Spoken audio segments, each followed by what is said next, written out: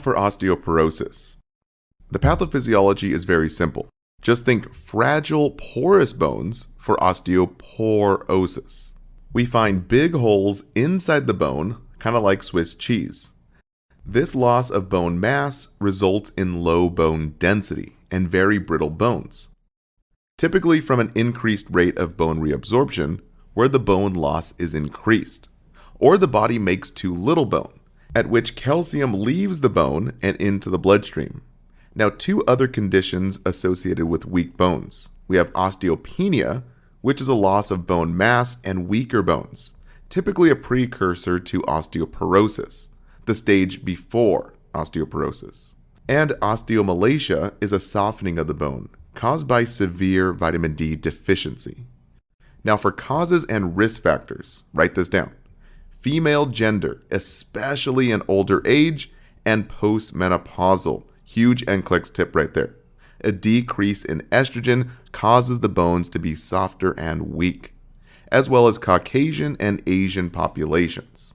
Now, the bad habits that contribute to osteoporosis is excessive caffeine intake and smoking or alcohol abuse, and medications like anticonvulsants, as well as steroids ending in zone, like prednisone.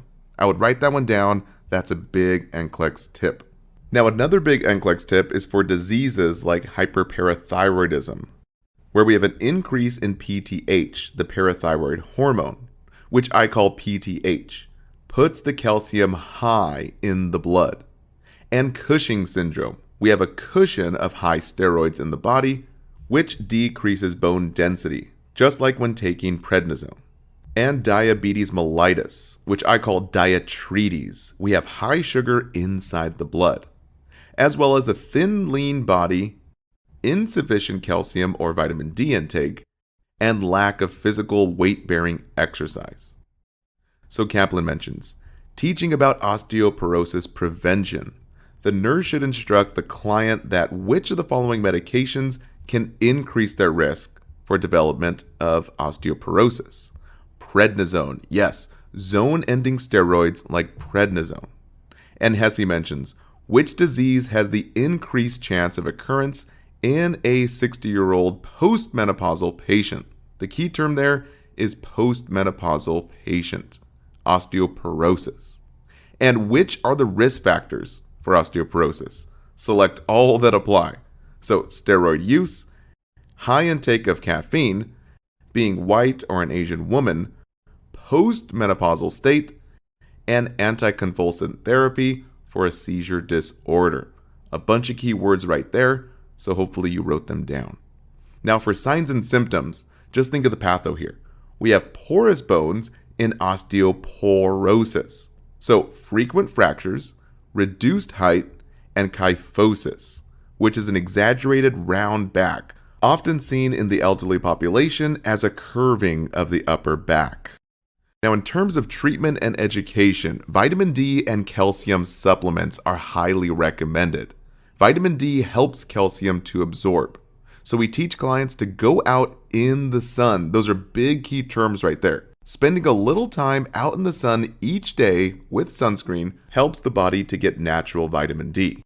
And activity like weight-bearing exercise and frequent ambulation, two big key terms right there. Now for fall precautions, to prevent falls, we provide rubber mats inside the shower, as well as well-lit halls and no throw rugs. The big one was no throw rugs on various question banks. And we teach patients to stop bad habits, like stop smoking and decrease the caffeine intake. So Kaplan mentions, a nurse is providing education for a client who is at risk for osteoporosis. Which of the following instructions should the nurse include? Walk for 30 minutes 4 times per week. Yes, increase ambulation. And Hesse mentions, which interventions should the nurse implement while providing care for an elderly female patient with osteoporosis? Select all that apply. Encourage frequent ambulation, provide rubber mats in the shower, encourage weight-bearing exercise, and encourage the patient to stop smoking. All right, guys, that wraps it up for this segment. Don't forget to take your quiz and download the study guides.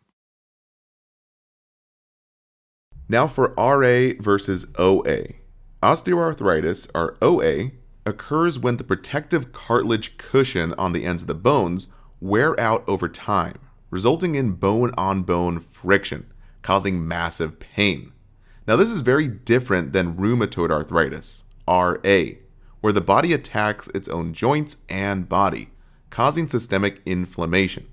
So the memory trick, think OA is ouch pain, bone-on-bone rubbing, and RA is rude pain, the body's attacking itself. So rude. So let's cover RA first. Rheumatoid arthritis. This is the autoimmune disorder where the body attacks itself, mainly attacking the joints, causing major inflammation and deformity, notably seen in the joints of the hand, like the knuckles. But RA can also involve other organs like the skin, eyes, and lungs, as collateral damage when the body attacks itself. So Hesse mentions, a patient with rheumatoid arthritis asked the nurse about her condition. On which knowledge does the nurse base patient teaching? Rheumatoid arthritis is thought to be an autoimmune disorder. And Kaplan mentions, a client asked the nurse, what is the difference between rheumatoid arthritis and osteoarthritis? Which response by the nurse is best? Rheumatoid arthritis is a systemic disease, and osteoarthritis is not. Now, in terms of diagnostics, rheumatoid arthritis can be very difficult to diagnose since early signs and symptoms mimic those of many other diseases.